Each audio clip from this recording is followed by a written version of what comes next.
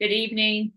Welcome. It's Monday, September 23rd. I'm Kesha Rogers. I want to thank you for joining us for the Promethean Pact webcast and discussion today. Our speaker is going to be Barbara Boyd. Many of you may know Barbara from her featured updates and presentations on Promethean Action on Mondays and Saturdays. And if you have not been getting her updates, I really would encourage you to sign up with us, to go on to Promethean Action and sign up to get our updates and newsletters there. The update that she gave today on her Monday brief, only a Trump victory can quench a world of fire. I also, as I bring Barbara on, she is the co-author of a very important dossier that we put out with Promethean Action entitled A Police Dossier. It is the British who murder our presidents.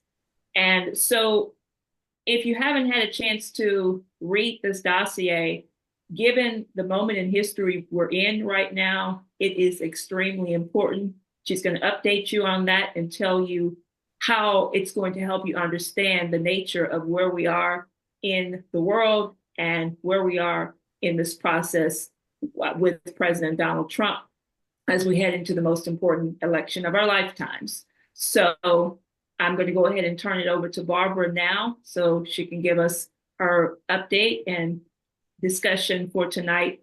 And after that, I'll come back to you for questions and comments. So, hi, everybody. This is, I think, a subject which is on everybody's minds at this point.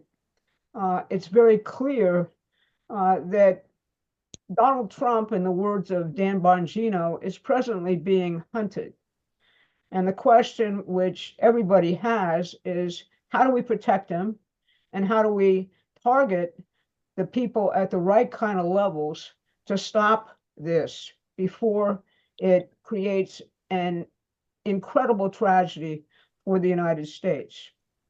Now, in the movie JFK by Oliver Stone, there's one scene which has always struck me and stuck with me. It's the one where Mr. X, if you know the story, he's the Washington insider who is the source for New Orleans DA Jim Garrison's investigation of John F. Kennedy's assassination. And he's sitting on a bench in Washington, D.C., and he castigates Garrison for his fixation on the how and the what of the mechanics of the assassination. He said, "You never ask why, and it is the why which will lead you back to the how and the what and the who." If you read Edgar Allan Poe's story called The Purloined Letter, you'll get the same point. Really, the who is hiding in plain sight. There has been, as most recognize, a concerted campaign to eliminate Donald Trump from political life, starting way back in 2015 with Russiagate and proceeding by various methods ever since.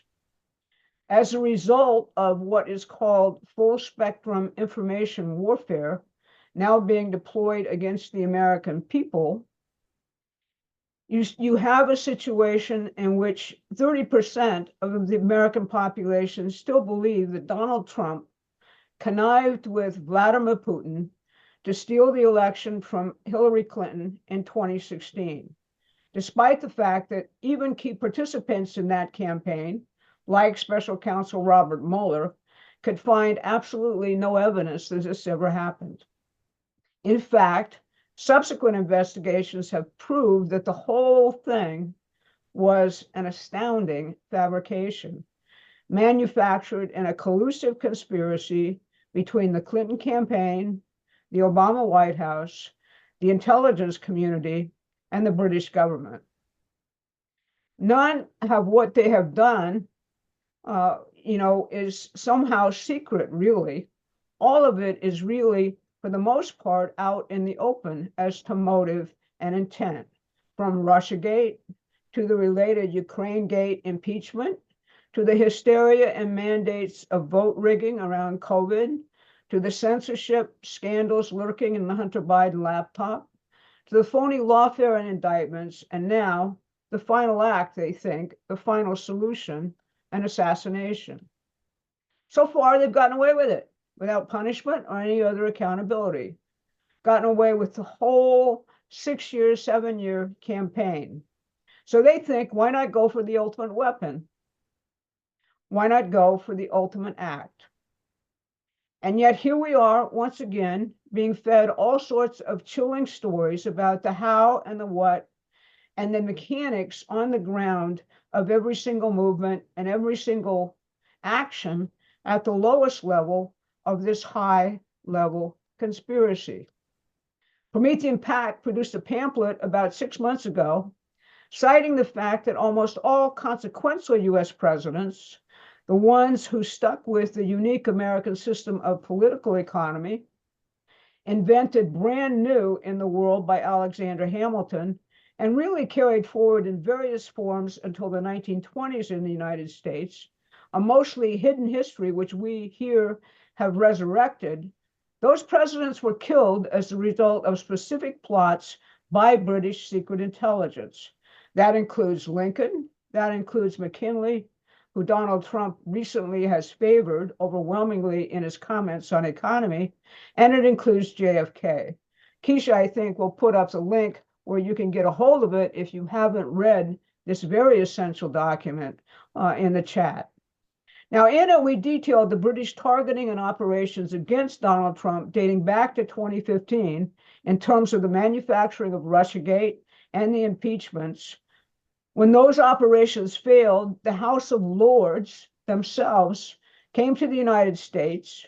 They conducted a review of all the empire's allies in Washington, D.C. They then produced a report in 2018, which said and instructed that under no circumstances could Donald Trump have a second term. They said they had managed him, in effect, during the first term, but they said, we can't allow him a second. Lyndon LaRouche often commented that the reason why the oligarchs commit assassinations is largely found in the potential of what their targets might do. And in Trump's case, it's obvious.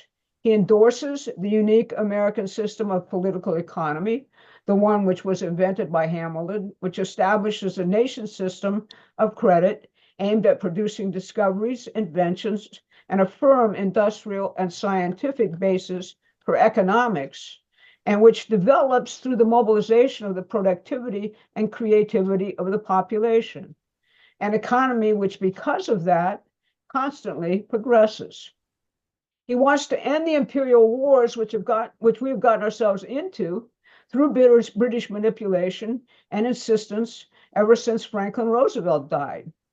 He believes in international relationships based on reciprocal relationships among nation states and their treaties and principles flowing between them based on decent policies of self-interest for each.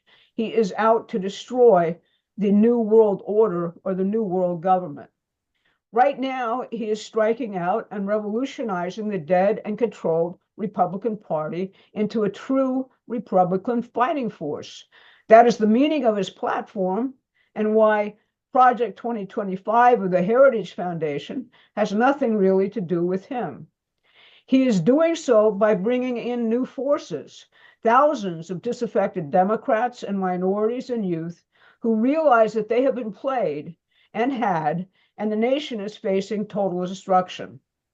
His new one today, which has put Wall Street's knickers in a knot, is limiting interest rates on credit cards to 10%, a plank which apparently he announced and which the Wall Street Journal editorialized today said would end America as we know it. You have to laugh about that because we used to have laws against outright usury, and that's what's involved in present credit card interest rates. Now, all of this is the complete opposite and enemy of the British system, which seeks to enslave and dominate the world for the benefit of an international financial oligarchy operating from New York, London, and Brussels, a system which is in all respects the heir of failed empires operating throughout human history.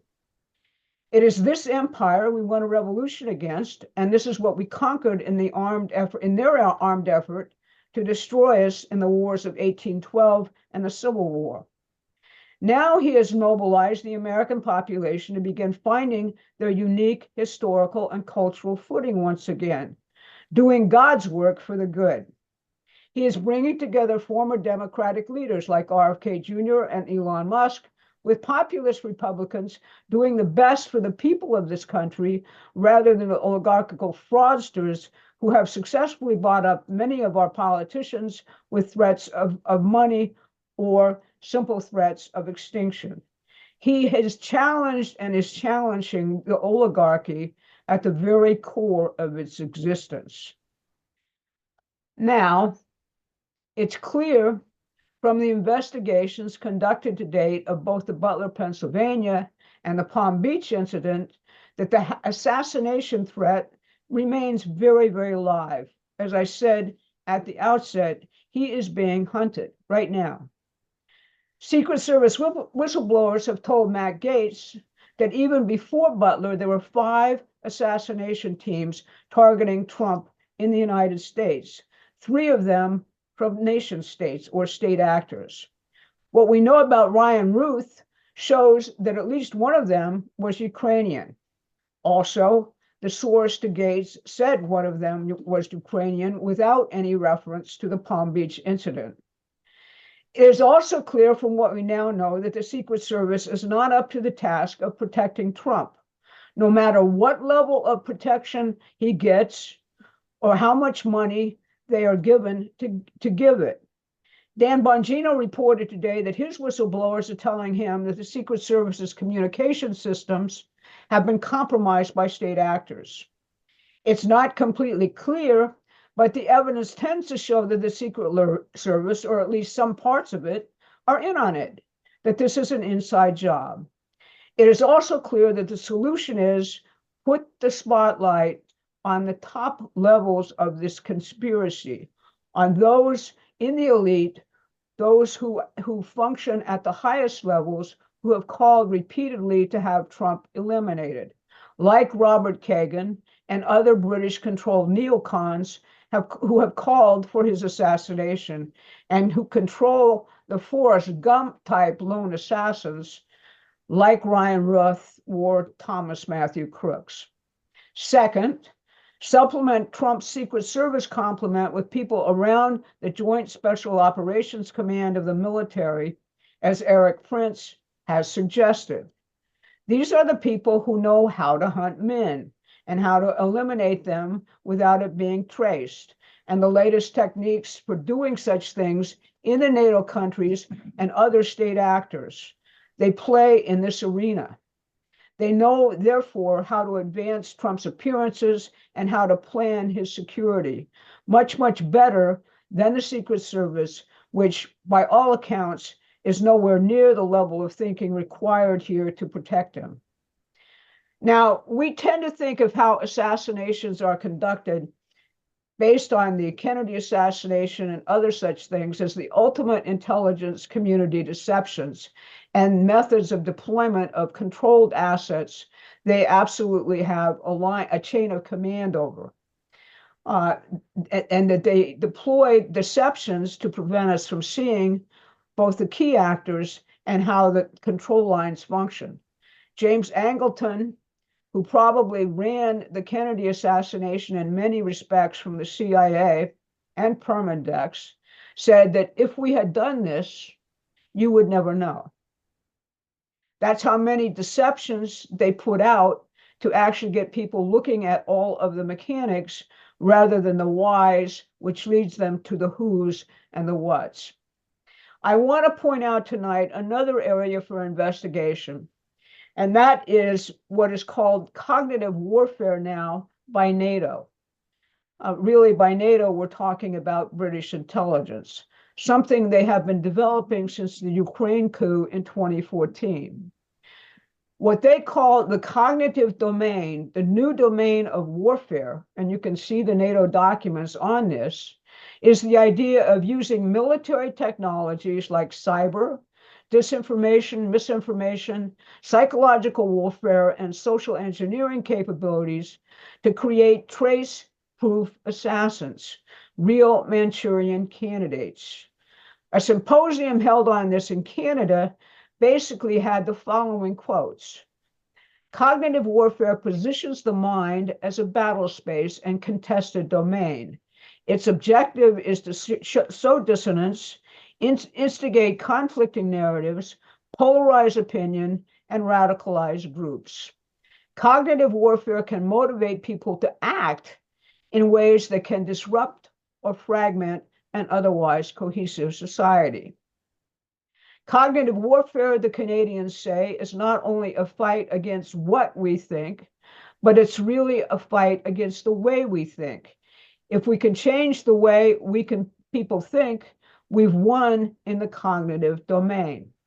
It's much more powerful, they say, and it goes way beyond information warfare and psyops as deployed in warfare. I happen to believe that this is what has been deployed against the United States population in the coup against Donald Trump ever since 2016. So in addition to putting an appropriate protective screen around President Trump, I'm calling here for the declassification and investigation of this entire media regime. You see, it's not rhetoric. It is precisely this type of mechanism which is afflicting the American population at this point in terms of the inability of a whole lot of people to actually even think clearly about the steps which they must take to assure their very own survival. So I'm sure people will have some questions. That's where I'll leave it for tonight. And let's have a discussion of what we can do.